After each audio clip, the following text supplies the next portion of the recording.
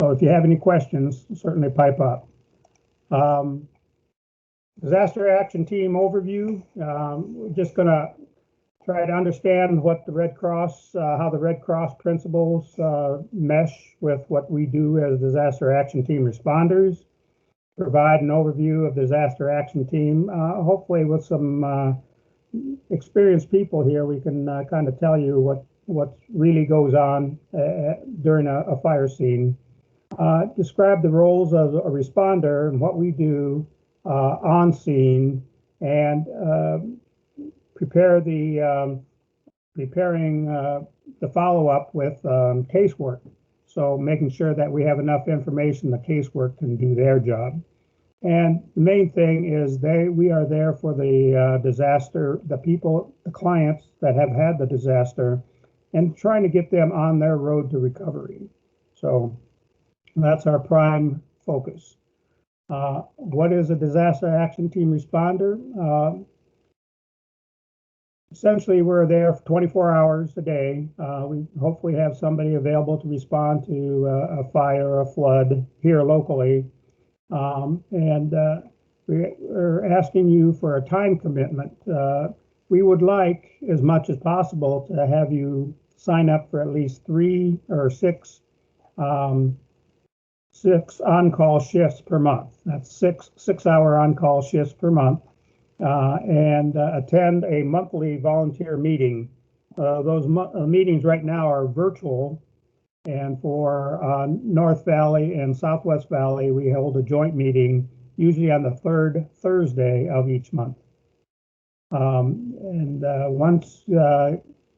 Once you've added to as a trainee in our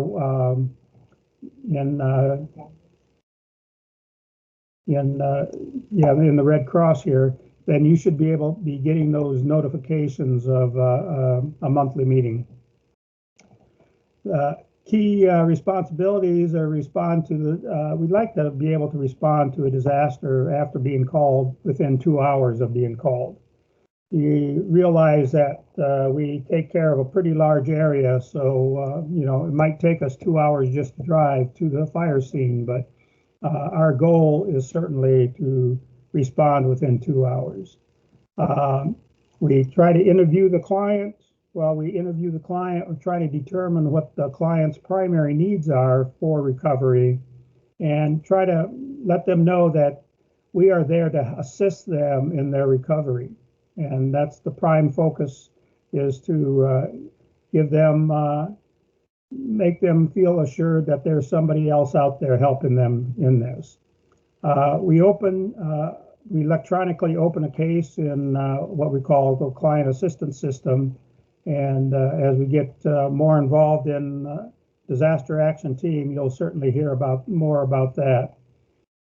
We document our interview, and like I said, looking for what the recovery plan, if the client has a recovery plan, document that. So the casework, when they follow up, they kind of have a place to start.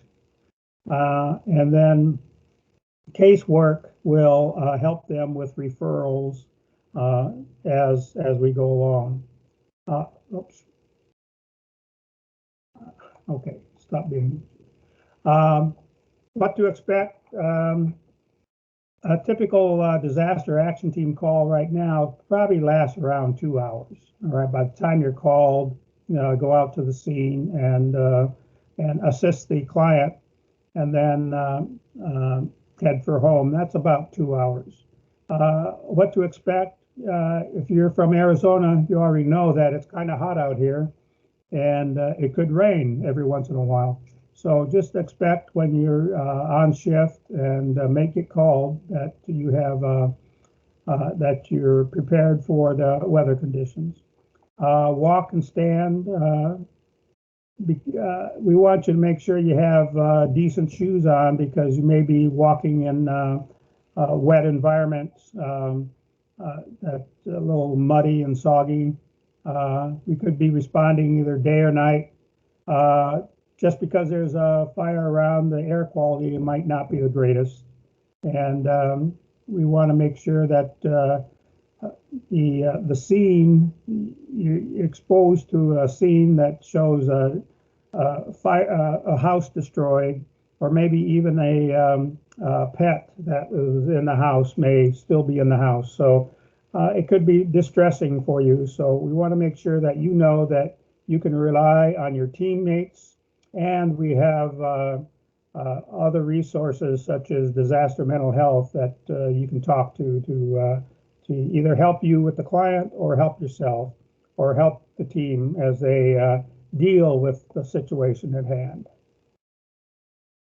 Disaster Cycle Services Support Team. These are the faces that you'll see in the Phoenix and the Central and Northern Arizona chapter.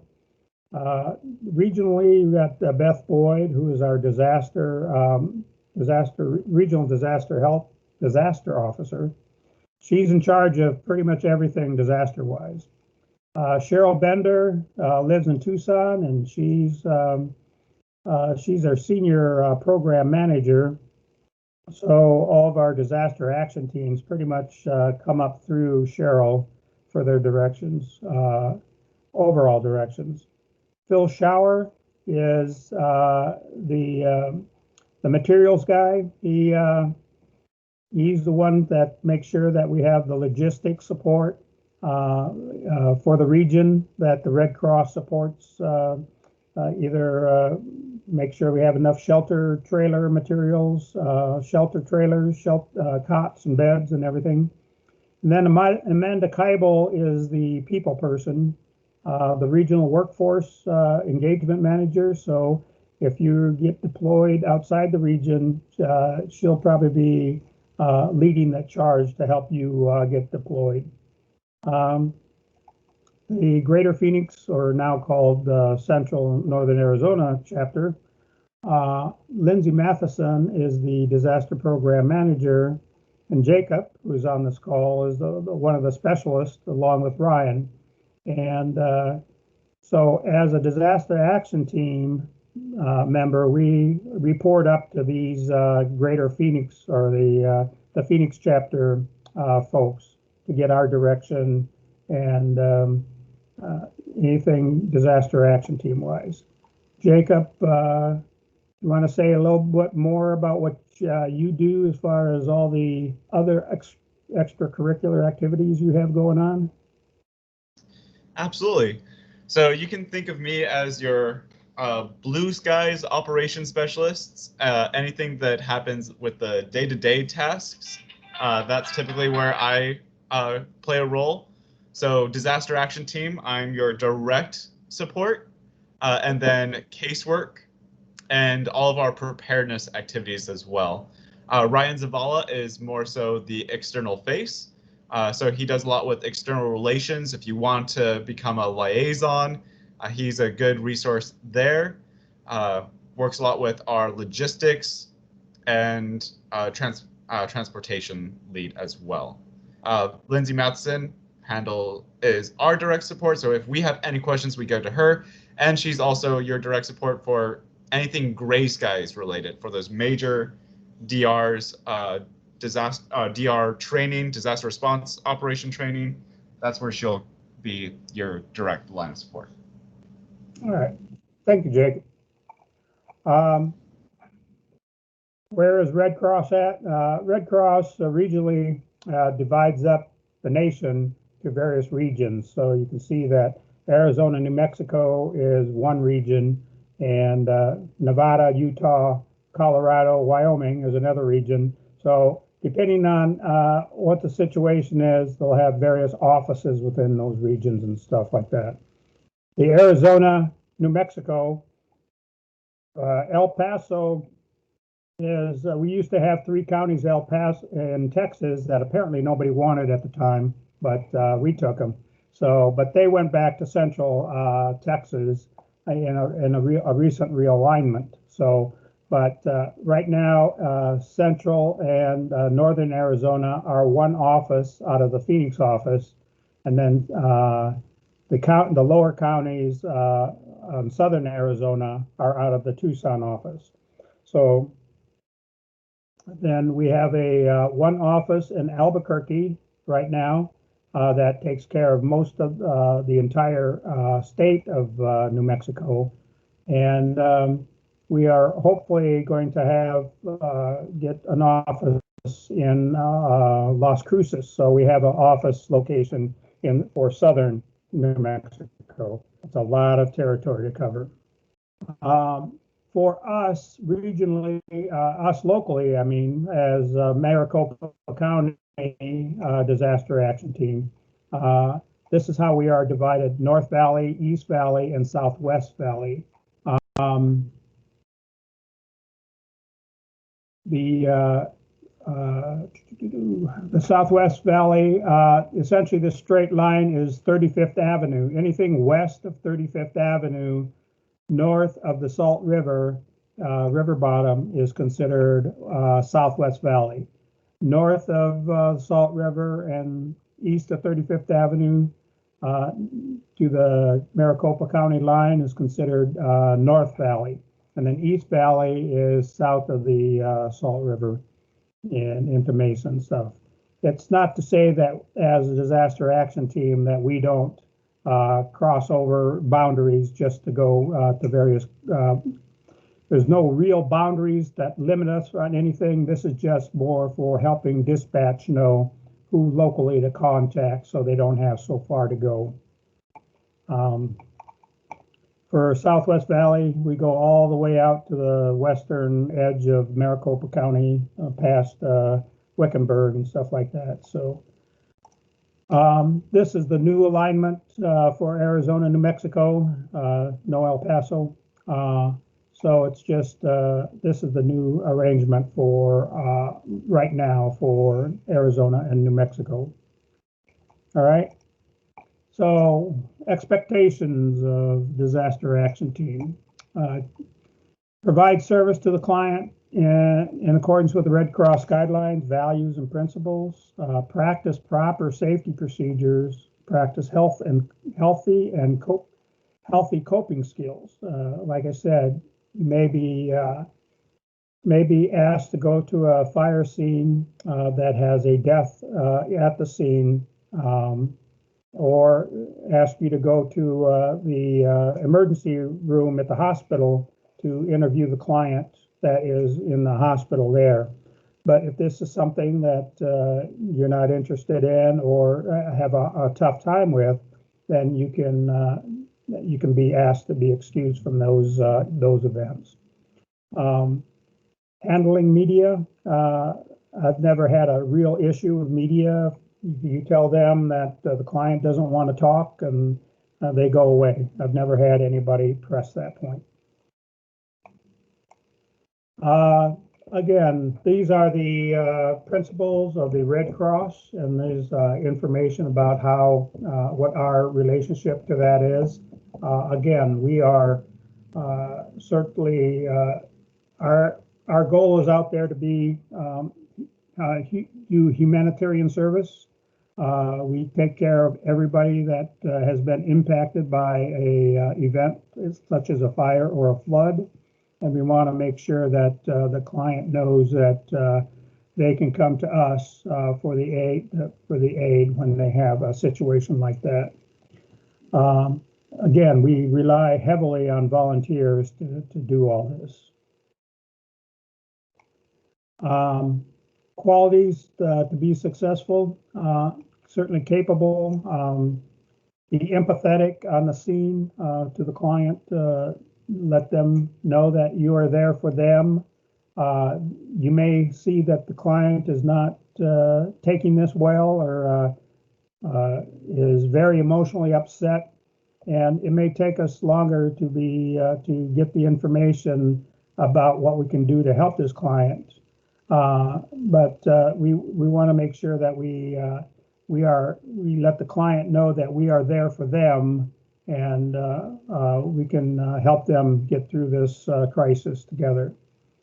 Well-trained. That's why we ask you to take some of these classes, even cross-train in other events for the Red Cross. And that way you are well-trained for the situation that you may be handling. And team-oriented. We want to make sure that you are on scene with with at least 2 Red Cross people there who know what they're doing and can support each other. And then we also know that we have additional support, such as the disaster health services, the nurses that can help the client replace medications or replace medical devices that they may have lost within the fire. And then the disaster mental health is there to help us with situations where the client is very difficult to talk to or something like that, that we may be able to ask the mental health folks for some help with knowing how to handle the situation. Or if the situation is stressful for both us or the client, that we can ask the mental health folks for their assistance in dealing with our stresses or the client's emotional state. So just be capable. Know that you're going to be going on a scene. Know that you're going to have to have certain be dressed for it. To think ahead of what you're going to see on the scene so that you're prepared. Coping with disaster as a disaster action team, we're asking you got to know your limitations. If you know that you're not feeling well that day, maybe it's not a good idea to go out on this call. Take a break when needed. Let your partner know that you need to take a break. As a supervisor, I usually bring some water with us on the calls to make sure that we keep ourselves hydrated. Use your co-workers for support. Talk after you get done with a call. Talk about what went right and didn't go so well with the call. How we handled the client. Just talk amongst yourselves to say, okay, what can I do to make this response a better response next time? All right. Certainly, disaster mental health is there to help you with your stresses. Focus. Make sure that whenever you go out on a disaster action team call, that you're going and are going to have a good experience. A rewarding experience. I'm not so sure it's going to be good all the time, but make sure it's rewarding. And that's the important thing, is that you are learning as you go, and you take those trainings in stride.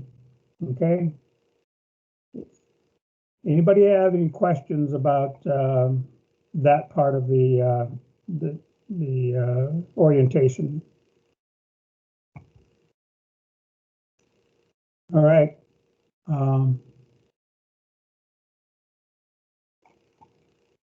Equipment needed.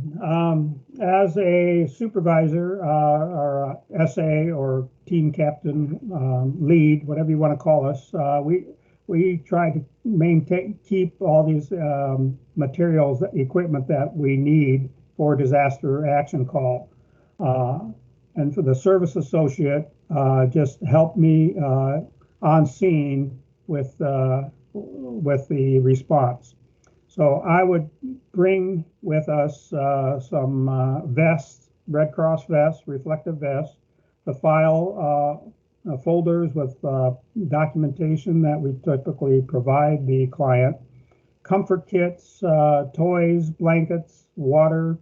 Nowadays we keep masks and sanitizers and giveaway pens if we need to provide them to the client. We provide them. The supervisors bring those to the fire scene. All right. You may carry, as a service associate, you could carry any of these items also, but we expect that the supervisors are the ones that bring these. On scene, we use our cell phones to electronically document the call and put it in the system, such that we provide the client with a debit card that we can upload, or what do you call it? Essentially have the debit card available to be used right away. based on the situation where of the number of people involved and whether the house is livable or not, or they have a place to stay. Whether we can upload that debit card electronically and hand it to the client, and it's ready to be used right then and there. Again, wear appropriate clothing, closed-toed shoes. In Arizona, I usually wear shorts, but as the weather turns cold, we might want to, and might get some rain, wear appropriate clothing and gear. All right. Prepared for a response.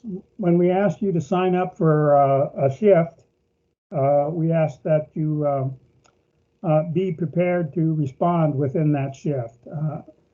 And sometimes you sign up for a shift and you do not get called, do not get discouraged. We do not manufacture fires or floods. We have too many of them. We don't need to do that. But sign up for a shift, be available in those 6 hours to respond. Sometimes you might be called when you didn't sign up for the shift based on the event that may have happened. But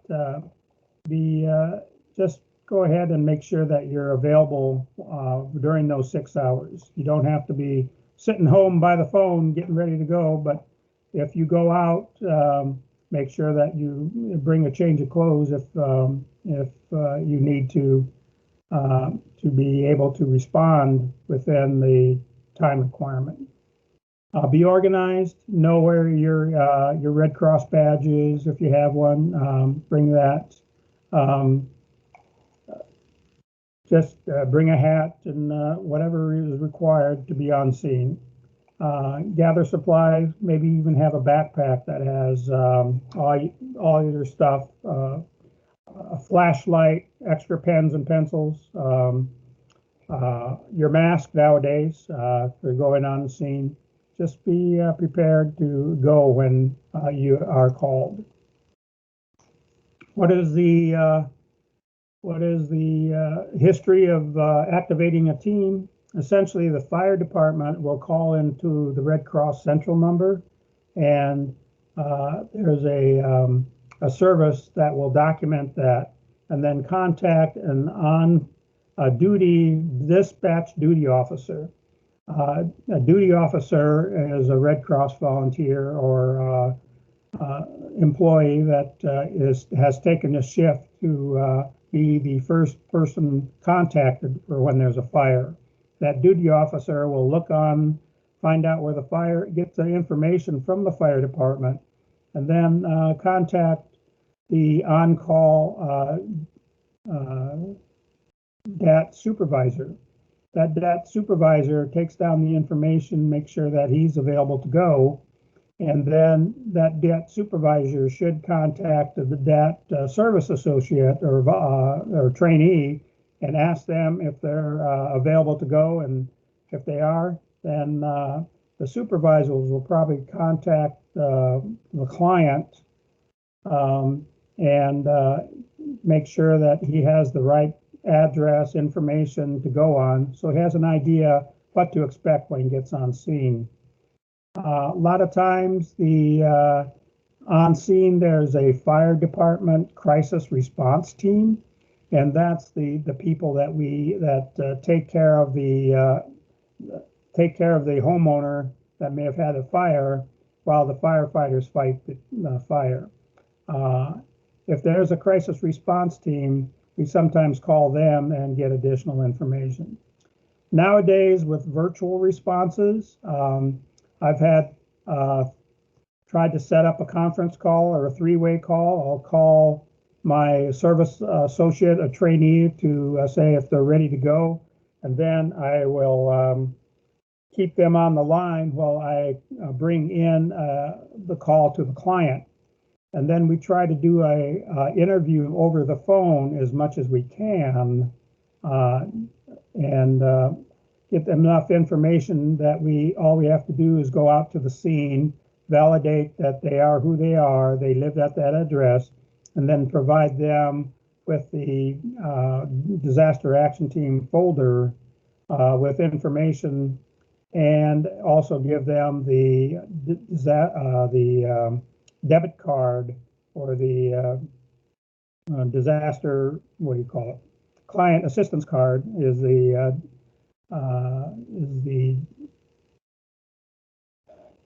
debit card that we provide the family. Okay. At the end, you should know that where we're going to go. As a disaster action team supervisor and the service associate, we kind of agree that, hey, we can meet at the Circle K at the corner of 75th Avenue and Mountain View or something like that. And then we meet up and go to the fire scene together. We like to make sure that we have two Red Cross responders going to a scene at any one time.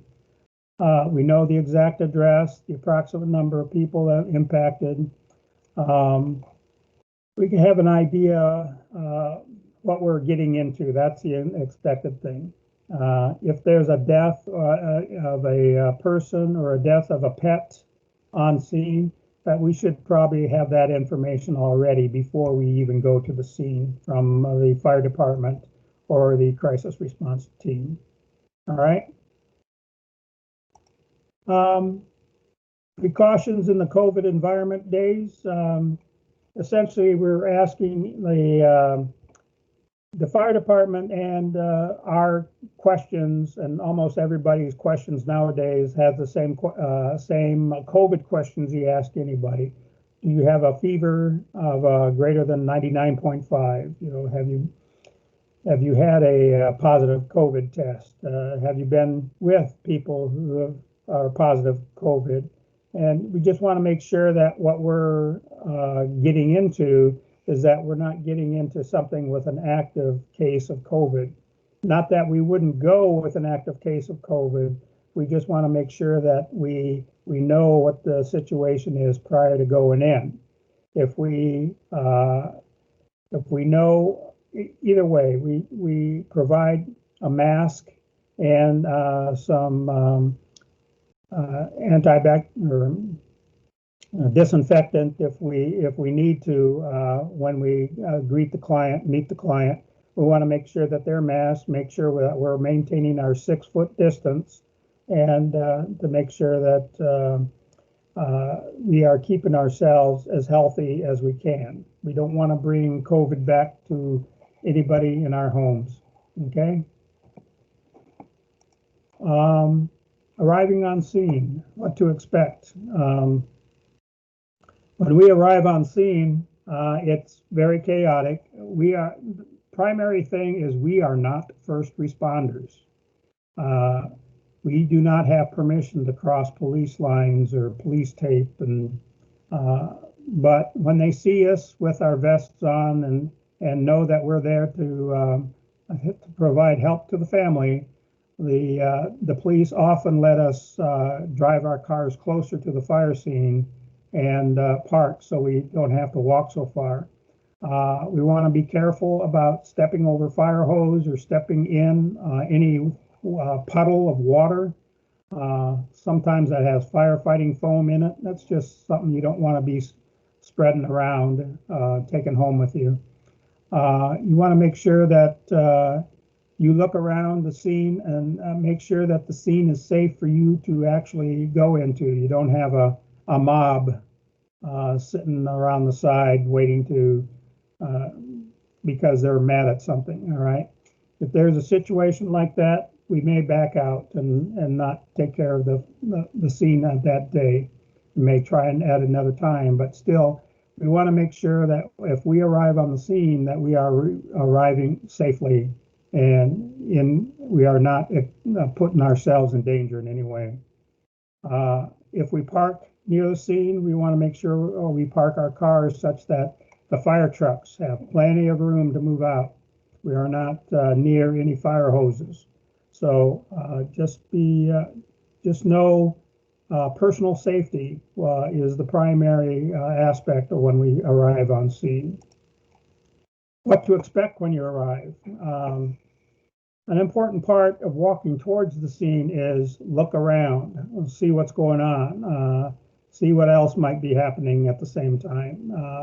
Make sure that you're aware of where the police and the firemen are, such that you're not crossing any boundaries of any site. Usually, when we arrive on scene, there's usually in the Phoenix area anyway, we have a fire department crisis response team. So we just look for a big white or red van, and that's our primary where we go to find where the client is, because they are already taking care of them. If we go on to a smaller scene in rural Arizona, we might find the captain or the fire inspector, and he can let us know who the family is. Or so we should have a good idea who the family is before we arrive on the scene, so we can go and find that person and determine and start our helping process with them. Again, the biggest thing is making sure that you are safe yourself, making sure that the family is safe when they are with you. So try to make sure that if you're close to the fire, move away a little bit so that the family can concentrate on something other than watching the firemen flood their house with water. Make sure that when you arrive on the scene, sometimes you have a very large or multi-generation families. Determine which family members are going to recover together. That's important because you don't want to provide one family member with a large amount of money on the form of these debit cards and then find out that there's a fight between family members about I didn't get any money. Okay, so we want to make sure that we assess who is going to recover together as a family, and if we have to make 2 or 3 cases out of one fire event, that's fine. It's just that we want to make sure that the family is put in the best situation they can in order to recover, to make the recovery. Assessing the client's needs. Again, we are there just to let the client know that they're not in this alone. They have the Red Cross to help them. If there's access and functional needs, that needs to be noted in your documentation, such that the caseworker or the nurse or the mental health person can know what situation they are going to get into when they call that client. Safety issues. Has the client have a place to stay tonight? Does the client have health needs that need to be addressed right now? Does the client accept our help?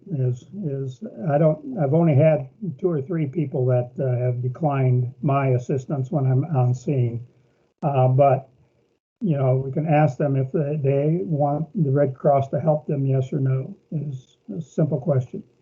The important question is, how do I contact the client once I leave? Do we have a cell phone? Did they lose their cell phone in the fire?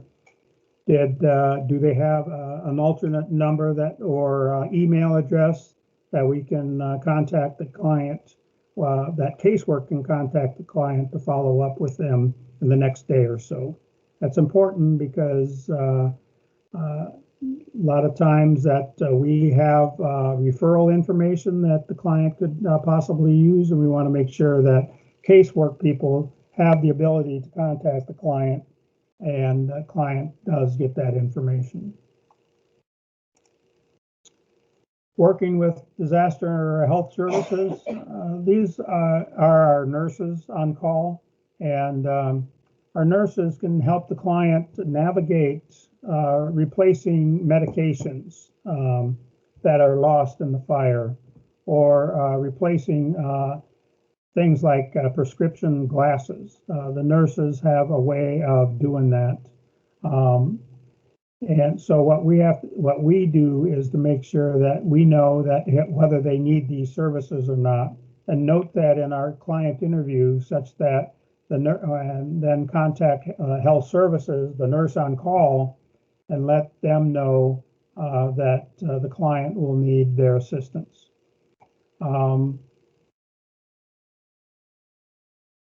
Usually we get at least we get information about a schedule of who's on call.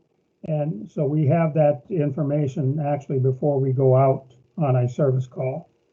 All right.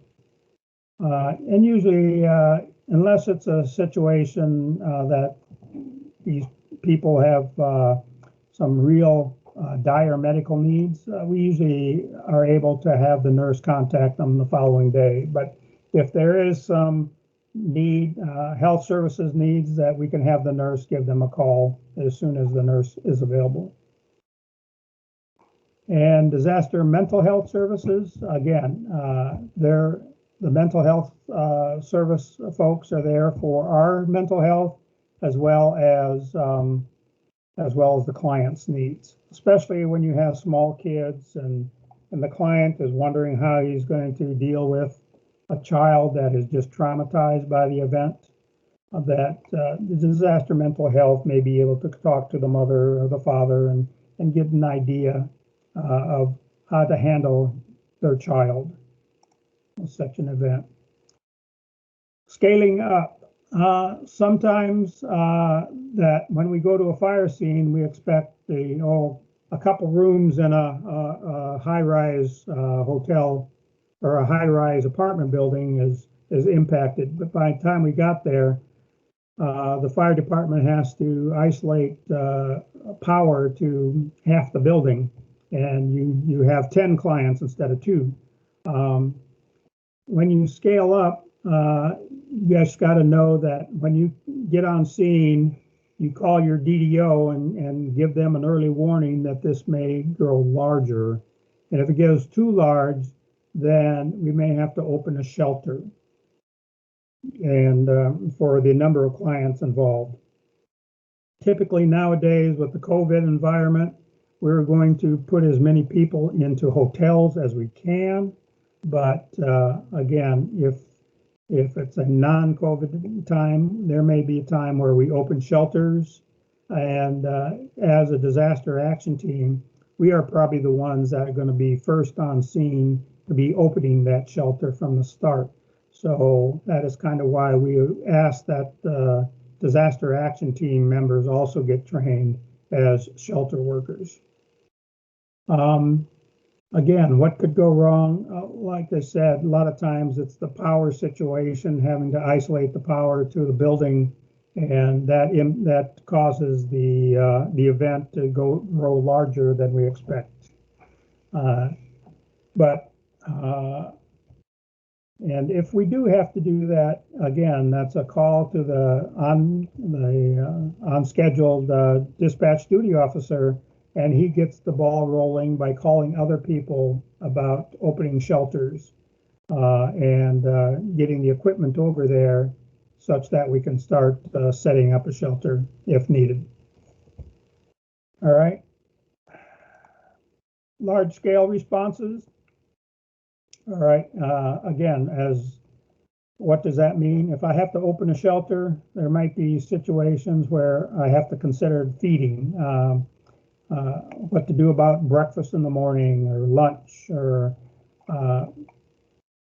so those are things that all of a sudden we look at a larger event than we originally thought we were going out on. But again, this is more casework, or I'm sorry, more sheltering situation. But as a disaster actions team member, just know that you could be involved in opening a shelter.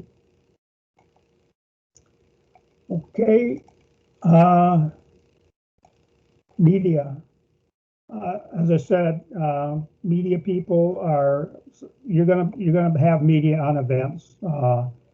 When the fire comes, uh, depending on the size of the fire, the location of the fire and the situation, that you may have a single media truck there, or you may have every media truck in the valley there. But again, what do we do with the media? They usually want to get some information, but we're not the ones that give them the information. If we do want to talk to the media, the only thing we would say is that we're there to assist the client in that road to recovery, and we don't provide them any information about the client, the number of people involved, if there's pets involved or anything like that. That is not, we don't have the information really to provide anybody. We do have press information officers in the Red Cross that if they have a need to talk to somebody in the Red Cross, and this usually goes to our press information officer, which is Colin. Oh, that's Colin's last name. Well, anyway, Colin is our press information officer. So and the media probably is very familiar with Colin to call him to find out any information on the fire event. Colin Williams. Colin Williams, yes.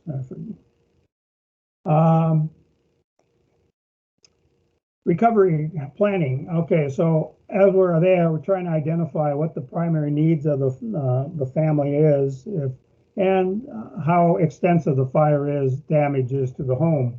Is the primary client just going to be out for a few days, or is it going to be months? Does the client have insurance on the home or the trailer? Oftentimes, far too often, we go to fires where the client is renting a house, a two-story house, and they do not have renter's insurance. So the insurance that the homeowner has on the house may not apply to the client at all. All right. So is this client going to be out for a short period of time or a long period of time, or do they have other needs that we may identify such that casework can follow up with that at a later date? Identify what resources the client has, whether they have family in town. Are they staying at the family's home, or are they going to need a hotel or something? Do they have friends or work that can have resources that might help them? Just kind of ask the client questions about what other resources that they may look at to see if they can get some help. Try to get that client into a problem-solving mode a little early so that they can not focus on the loss all the time, but try to focus on recovery. All right, and just let them know that we at the Red Cross are there. Try to help them advocate for themselves and provide them information so that they can, and to provide enough information for the casework follow-up that they can focus in on what the client's needs, what client's unmet needs are in a disaster such as this. All right.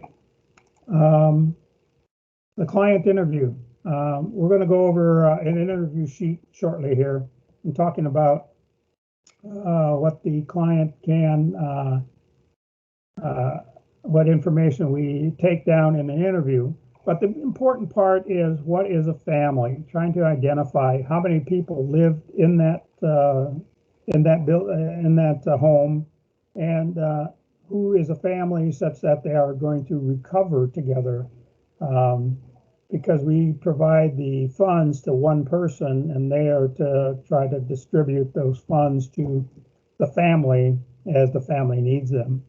So we want to make sure that if there are additional adults in the family, that those adults agree that we can that this person will be the one controlling the money. If not, then let's break that up and make two cases out of it such that there's no infighting within the family about who controls the money. Sometimes you have people that are just visiting. How are they impacted? They probably lost all the clothes that they brought with them, their computers or whatever. So again, if there's a separate person or a separate adult in the house that is just temporary, but then that was impacted by the fire, let's go ahead and provide them with a as a separate family. All right. Identify who's in the house. Sometimes that's a little difficult to do because they've lost all their identification. We might rely on the fire department to say who came out of that house, and maybe a neighbor, get the name of the neighbor and the phone number of the neighbor so we could check on it. But as long as they have an ID with a picture on it, we can use that. But we could also like to have something that has their name and the address of the fire location to prove that they are from that residence. We've had a few situations where they've had too many people all of a sudden the next day, oh yeah, I lived at that house. So we want to make sure that we get a good understanding of who did reside at that house that burnt, and that that we are providing the assistance to. All right, the client interview. You know, just when you get on board, we just don't want to whip out this interview sheet and start asking them question for question for question. We want to ask them when we first came on board, you know, kind of on a general terms, what happened, who's involved, anybody hurt, anybody lose medications, anybody lose medical devices, all the pets accounted for, you know, just do you have a place to stay tonight? How about transportation? Do you have keys? Are they still in the house? Usually when we get there to the fire scene, the fire department is still fighting the fire, and they're not letting access to the house to the client. So they may not know that if they did or didn't lose their ID in the fire. But the situation is that at the time we need to know who lived in the house, so we kind of try to find out, make sure that we have a good understanding either from the fire department or from neighbors that that person lived in the house. Certainly, if there's kids involved, are they going to school? We want to make sure the client knows that they should be contacting the school to let them know that the child had experienced the fire and he may be traumatized. And then again, let the parents know that our disaster mental health folks are available if they need to talk to. Again, we're trying to identify what the client's major needs are, you know, other than food and shelter, if there's specific needs that the clients have, so we can document that, and then casework the next day or so can look that up. All right. This next slide is the client intake form, and you can see a lot of these are highlighted here that we typically try to document while we're on scene. The things that are required have a little star next to them, so we know. So get the name of the primary client, what kind of event, a fire, flood, other tree storm damage or something like that. The date of the fire. The date of the fire may be different than the interview date because the fire was at 11 o'clock at night and I got called at 1 o'clock in the morning to go to the client. So that may be a different date. Get the address of that the fire was located at. And this is where we have our the ID of the primary client. We just need the ID of the primary client. We don't need the ID of all the other people in the home.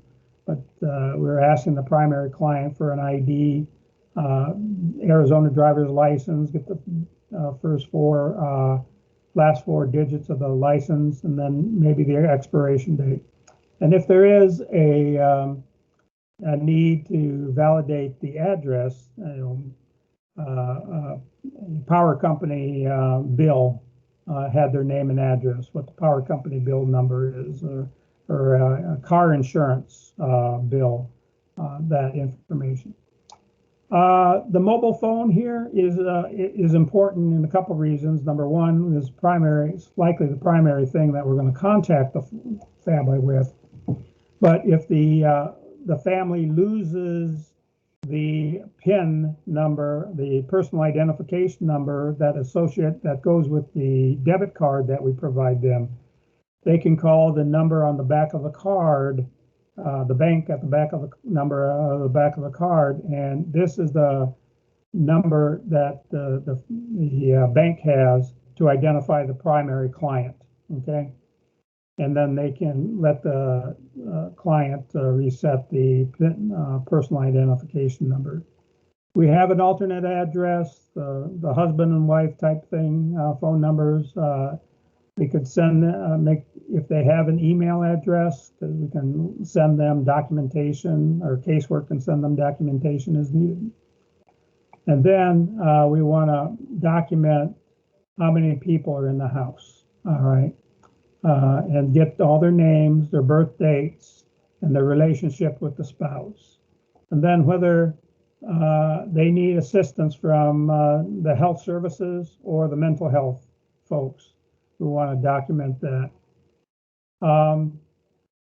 This document is used also when Red Cross goes to major disasters. So information about income and poverty level and stuff like that, and other information about race is not important to put down for us, but it's on the document. You can just leave that blank. Client consent. We're going to go over a client consent document. Essentially, we're asked the client then and there if we can share their information with our sister agencies like Goodwill or anybody that we contact to help the agencies, that the Red Cross contacts to help the agencies, give the client some service. Medical, if they have medications to replace, and we're going to ask the nurse to help them, the nurse will need a consent that she can talk to them, that we can talk to the nurse, and then the nurse can talk to the pharmacist to help the client replace those medications. The nurse can actually, if there's some co-pays for replacing those medications, the nurse can actually electronically add those funds to the debit card that we provide the client. Government, I'm not sure if we have a need to do that. Usually the client replaces his own government documentations and stuff like that. And then the interview names, I'll put my name down here as the person who interviewed them, and then my service associate or the trainee, well, their name down here with their phone number. The phone number is so Red Cross, the people who do the fiscal reviews, let's say, they can call them if they have any questions about the documentation that they see on the form or in the electronic file. On the back of the form, this interview section is where I document things pertinent with what the client has told me about the fire. I document the condition of the house, try to provide enough information that we know the house is not livable, or if it is livable. If we have a need to contact the health services. If we provide them with any referral agencies, to go ahead and document that so casework doesn't have to repeat that. And, you know, just general information, anybody hurt, all the pets taken care of, anything special about special needs for the kids, or, you know, grandma might need a hospital bed because she had one in the house. And then just information to provide. Did they contact the insurance agency? Did they contact the landlord? Does their employer know that they had a situation? Does the school know? Contact the school if the kids, especially if the kids are at school and the bus drops them off at home. You want to make sure that somebody meets the kid at the school bus and not the first thing he sees is his house burnt down. And then other things, you know, the insurance company, your landlord, family members, religious congregations. I mean, it's amazing how much help you can get from other associations that the client may have. Does the client have his keys, his ID? You know, all that information is pertinent to helping casework determine what the needs of the client are. And then we want to make sure that who verifies that the house is livable or not livable. It's usually 2 Red Cross workers. Single family apartment, mobile home. Do they rent or own?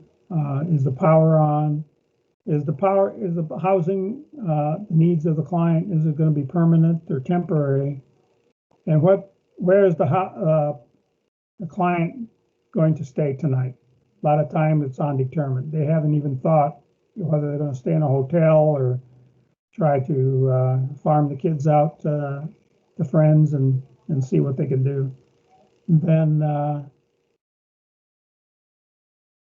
right, so that's essentially the form, the client intake form that we talk about. Okay. Does anybody have any questions so far? I need a drink.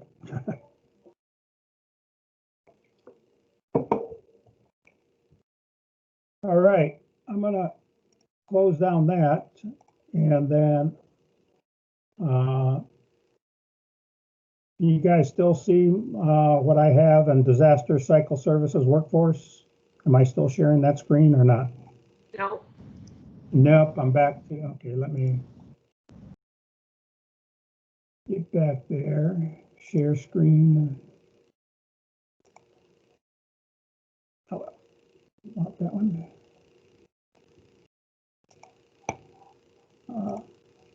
Share screen.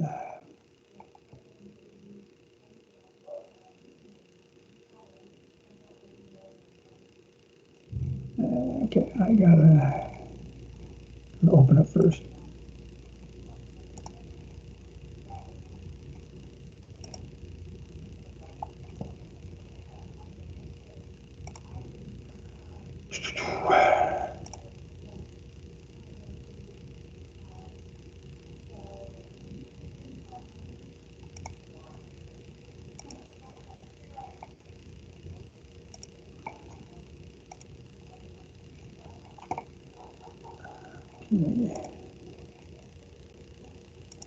Do this, go share.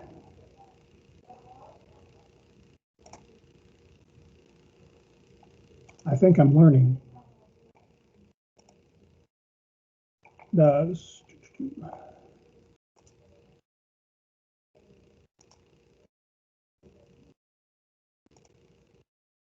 now you see client, is that client folder? Yep. Yes. Oh, Yep. good. Hey, so this is a folder with information that we provide the client. And again, we already went through this, the worksheet. The worksheet is in there, and this is information that we already went over that we document on the worksheet. This is that client consent form. We want to respect the client's privacies and make sure that the client knows that we don't share their information with anybody unless we have their consent. They can decline, and that has no impact on what we do to help the client. We will help them as much as they will allow us to help them. Okay. So, but the first one would be the general consent. Can I help? Can I share your information with our sister agencies such that we can provide you, get the help you need? Or medical consent, as can our nurses share your information that would be benefit to you, such as when they call the pharmacist to help them replace their meds if they're having problems doing that. So usually the first, try to either read the first two paragraphs of this consent. Usually the client is so shocked about everything else that we kind of paraphrase that we are asking for permission to provide to other agencies to help you get on that road to recovery. And if that's okay for us to do it. If not, then just say no, and then we'll move on. The casework will still contact the client and see what resources they may need and then help them with that. When you talk about direct. I have a question. This is Jessica. Yes. I work in healthcare, and one of the principles of healthcare is minimum information required. So can I, if we're referring them to a service like Goodwill, for example, would we be able to say that only the information that Goodwill needs will be provided, or are we sending them kind of like the whole form that you showed us earlier? No. Michael, in casework, you want to take that question? Yeah, generally the referring agencies don't ask us for anything other than the name of the client. It's very informal. We'll say, if the agency is offering low-cost, durable medical equipment, we simply say, we've got a client, Mr. Smith, who lost a wheelchair. Can they talk to you about replacing it? There's no detailed information at all. So it's never a violation. Okay. Thank you. Yeah, and it's verbal at the time of the fire, so you really have to question how it would hold up in court anyway. So where it becomes the only time it becomes an immediate issue is if the nurse needs to contact the pharmacist or the doctor to facilitate the replacement of meds. We want to make sure that the client is okay with that discussion, but everything else is pretty much mundane. Okay, thank you. Sure. That's a good question. How do we determine how much the client receives on the debit card? This documentation here, the direct client assistance pricing, essentially it's based on whether the immediate client assistance is based on whether the house is livable or not livable. In Arizona here, usually in the summertime, if it doesn't have electricity, the house is not livable. Not to say that the clients may decide to stay there, but the determination would be that the house is not livable. Or if an apartment complex had a fire and the apartment next door got a bunch of smoke, not bad, but the power is still on, but the client has asthma and other respiratory conditions, then that apartment is not livable for that client. So we may provide them with not livable assistance. So if the house is livable, we provide them $50 per person. If the house is not livable, we provide them $125 per person. And then usually we ask the client if they have a place to stay for the next few days. If they don't, then we provide them with lodging assistance. This lodging assistance is based on essentially what the hotel rates are within your area. You see this tier 1, tier 2, tier 3. If you go over to the colored document, it's broken up into each county. You got like Gila County is all tier 2 based on the all year it's tier 2.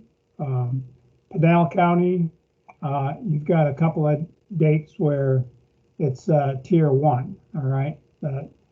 Usually tier 1, the hotels are cheaper than tier 3. When, like for Maricopa, in the months of January, February, March, what happens in those days? You got the Phoenix Open, you got college bowl games, you've got Phoenix, you've got the spring training going on. The hotels generally jack up their rates pretty good for those times of years. And then in the summertime in Maricopa County, the hotels are about as cheap as you can get them. So based on that is the amount of compensation they get for a hotel room. Now this is based on a family of 4 in one hotel room. All right, so if you got a family of 5 or 6, then you give them twice that amount. You multiply it by 2. Now, in special events like on Fridays, the hotels may jack up the price for a little bit for the weekend. The hotel rate is just a little bit higher for a Friday stay because they may actually have another hotel day for the next day. And then disaster health services and mental health services, they have the opportunity to provide an additional amount of up to a maximum of $500 per person to help them replace medical equipment, medical devices, glasses, whatever. So they can put additional monies electronically onto the cards that we give them if that is needed. And then on special situations, usually in casework recovery, if the family needs a couple $100 to move into a new apartment because they need that for a down payment or to get the electric turned on, that with permission from the regional disaster duty officer, then casework can actually provide them with some supplemental, usually focused needs of the client. Okay. Usually we like to provide services to an event, a house fire, a flood, within 7 days of the actual event.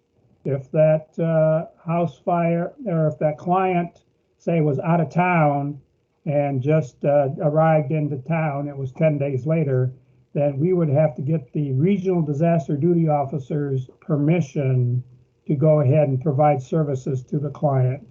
And I don't think I've ever had a situation where we didn't, but that's if it's more than a week old event and somebody still wants services initially, then we would have to get the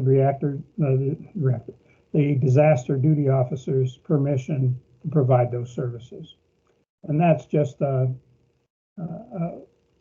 more or less maintaining our money situation. The client service card, client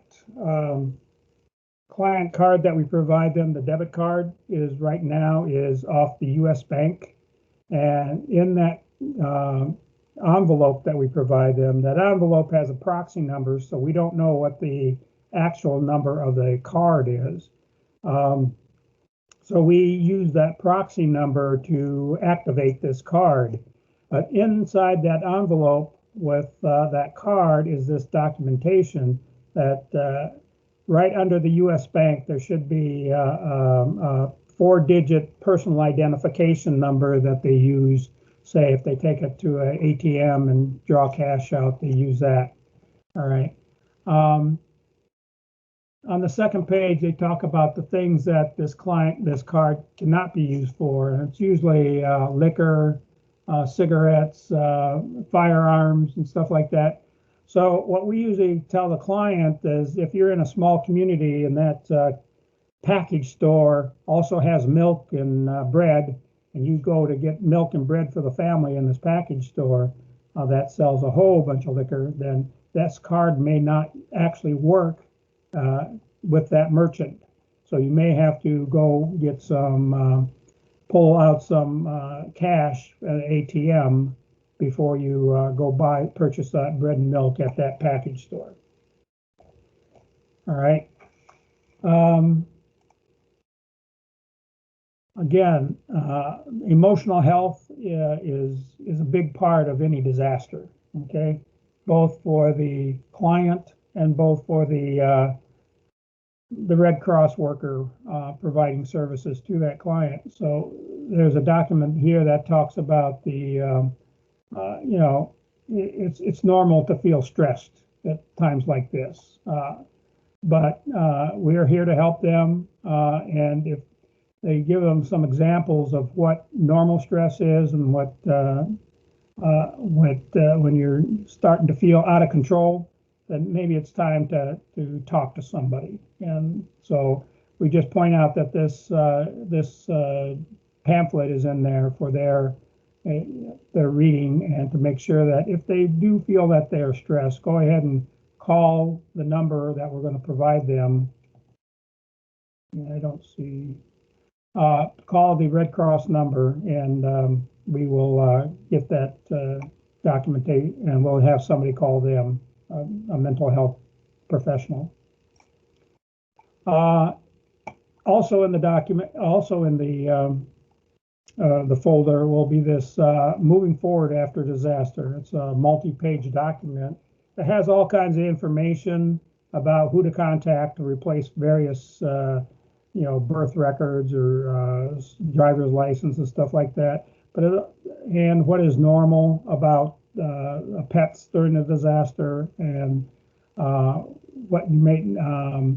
The big thing that we talk about this document is that it's a good place to write down stuff. Write down the name and number you contacted for your insurance company or your electric company or your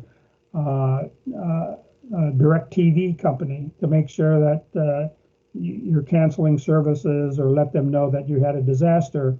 Write that number down so you have that here, and you document the number, and you don't have to go looking for it again. And you document the date and time that you talk to these people, so you have that information. Another information in that is this information about how to get soot and the smoke smell out of clothing.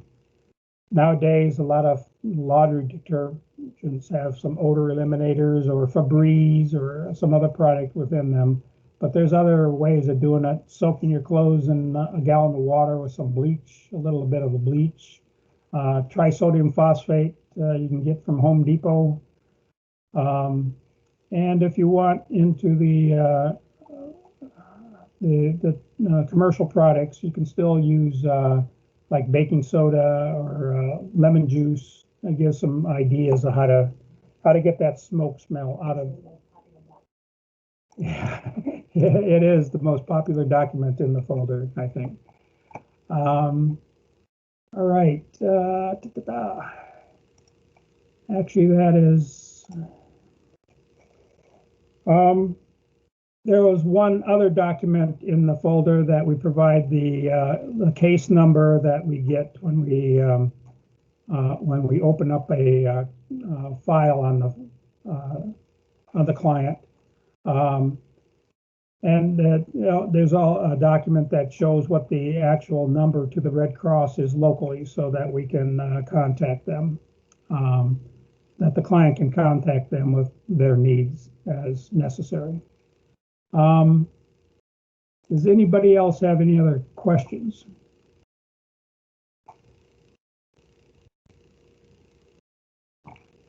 The one thing I wanted to share is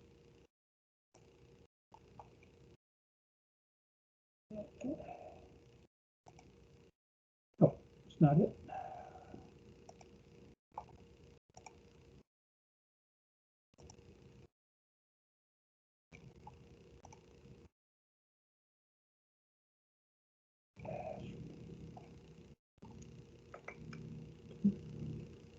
Um,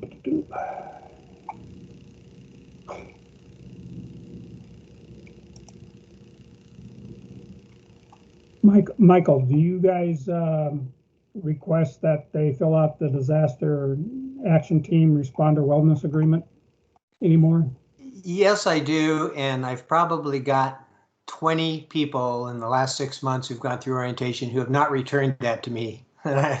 And I'm on my second round of getting on their case. So yes, I send it to them. I expect them to be returned. And for some reason, it's a low priority. Okay. So All keep right. keep that in mind, Sarah and Martha and Tabrak and everybody else. Jessica, you're gonna get it sent to you.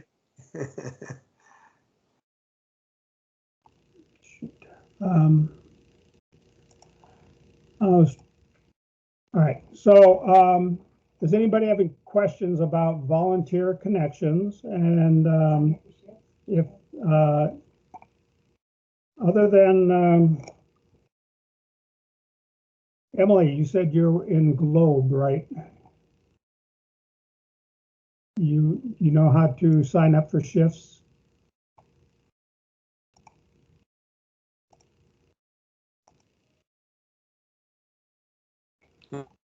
Emily, you're on mute.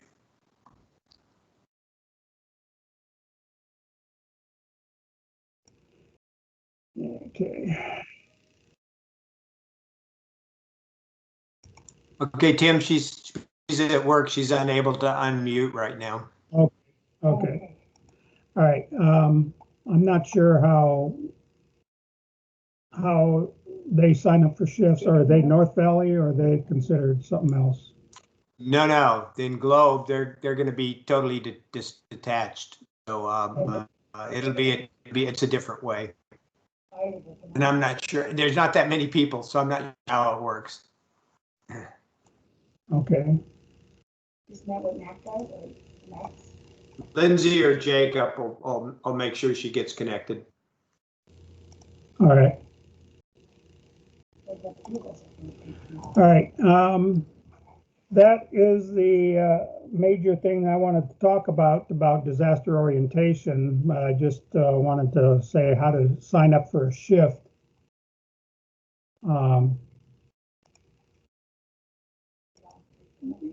I'm trying to. Tim, while you're doing that, tonight at 5:30 is a normal call that happens every Wednesday at 5:30 Arizona time for all disaster workers. And I will send you the link. The 4 members that North Valley sent, I'll be glad to send you the link so you can attend that meeting tonight if you'd like.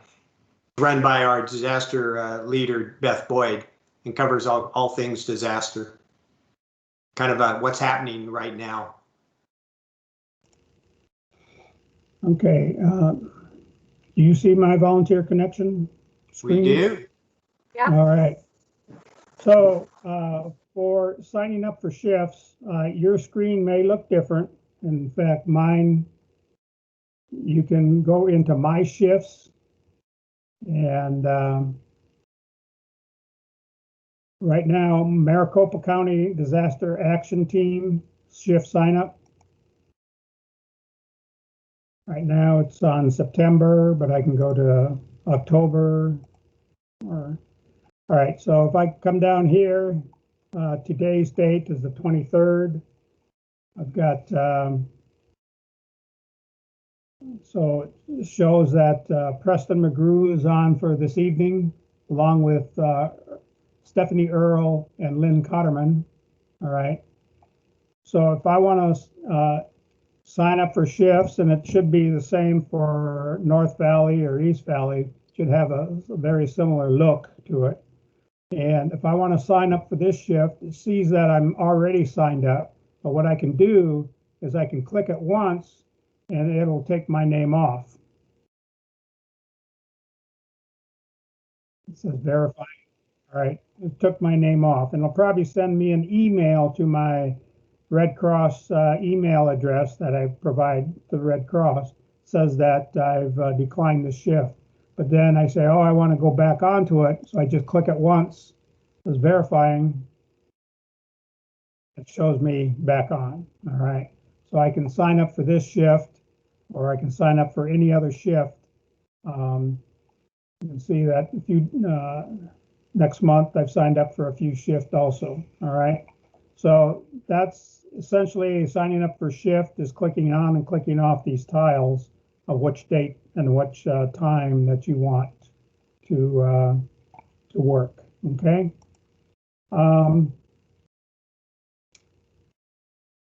Other things. Anybody else want to know something about anything else here? How do we And, become, I have a question. This is Jessica. Sorry to Yeah. interrupt. How do we become eligible for shifts? Do I have to apply for something, or will it be automatic? Actually, I think, have you taken, how many classes have you completed? I've taken a few from, I think in the first email from Michael about this orientation. It was a couple of classes were listed and I had already taken those. So I'm just Okay. kind of working through the required service associate classes, but I probably only have 2 or 3 left. Okay.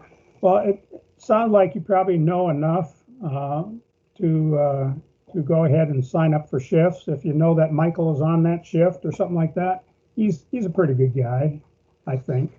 So you could sign up as a service associate under Michael, and he already knows that you're a trainee or going for a service associate. So I think he can take you under his wing. I think as long as you have this orientation, have an inkling what you're getting into, you can go ahead and sign up for a shift. Hey, Tim? Yeah.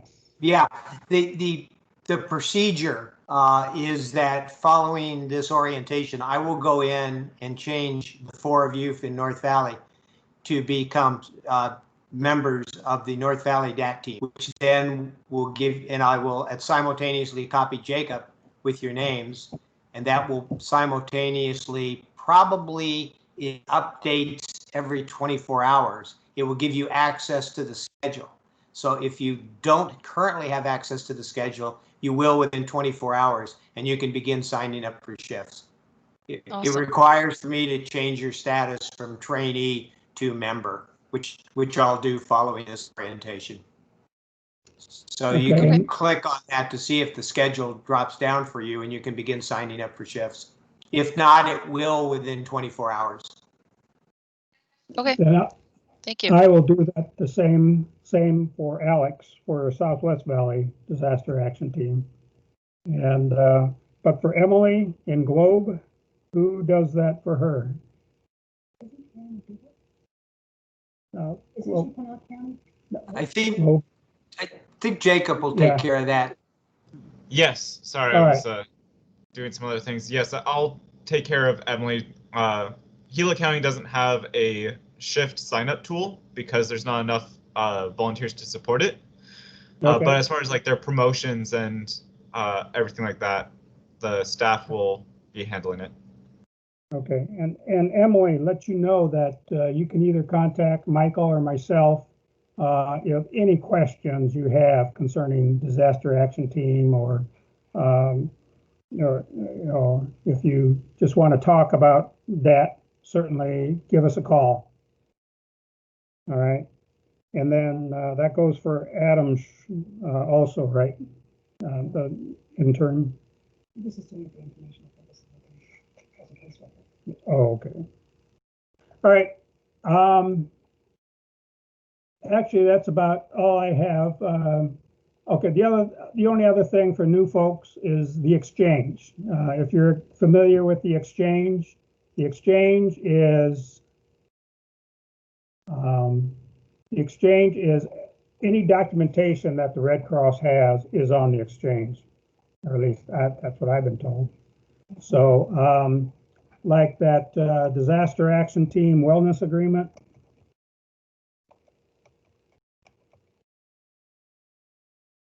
I can't put that up. I see disaster action to responder wellness agreement is right there. All right. You can find that documentation. Usually you can find it by just a few keywords. It's usually not too, but if you have any question about a document that you might think is in the that the Red Cross generates, then it should be in the exchange. And then you can also get into Edge right there. If nobody has any other questions, that's all I really wanted to make sure that everybody had.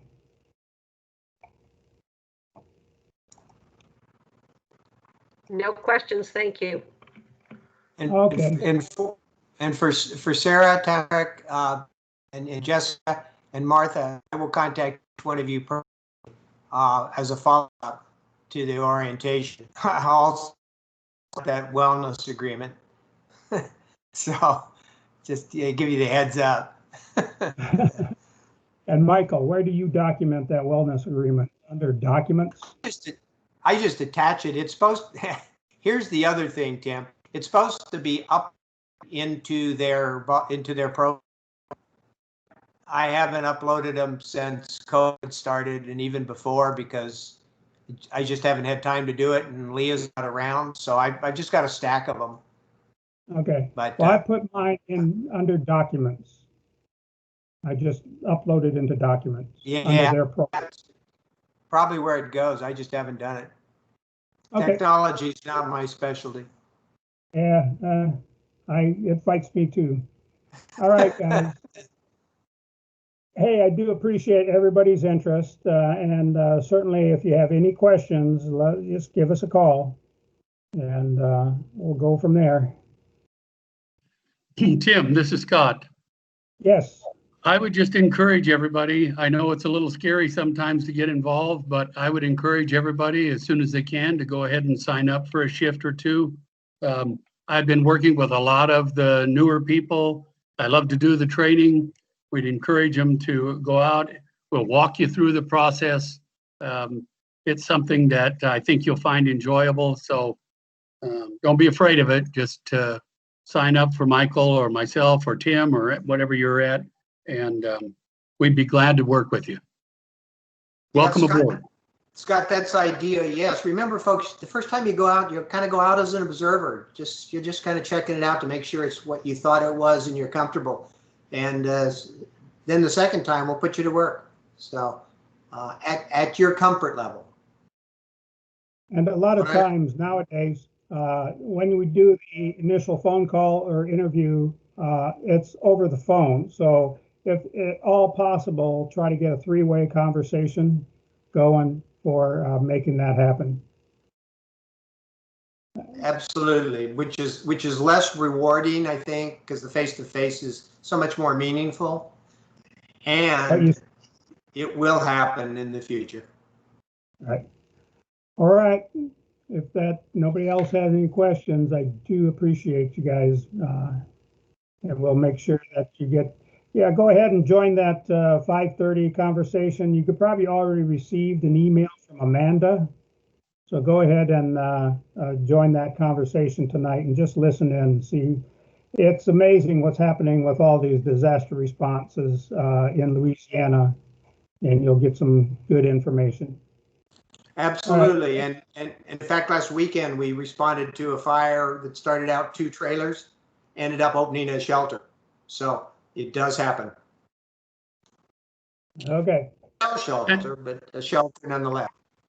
Thank you, Tim. Nice job. Thanks, Thank Tim. you. Thanks, everybody. Hey, Thank Scott. you. Good to hear from you, buddy. All right, you take care. All right, man. I just got my DDO. I'm starting to do the DDO, so I'll be talking to you at midnight. Oh man, you'll be the one sending me out. I'm not going to sure I can take that. You know, I'm just going to tell you to get off the phone and do it yourself.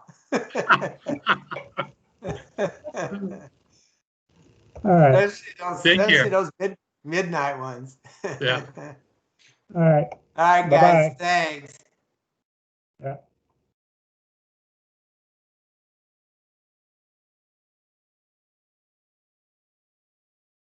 Good. Appreciate that. Now, so is that a new slide set, or is that what you were using before?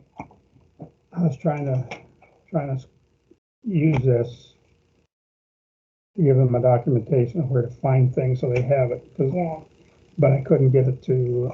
What happened is that there was this thing was, I guess, sitting on the scanner and got rolled up in the scanner, and then when I moved this in, it messed up. Oh, it messed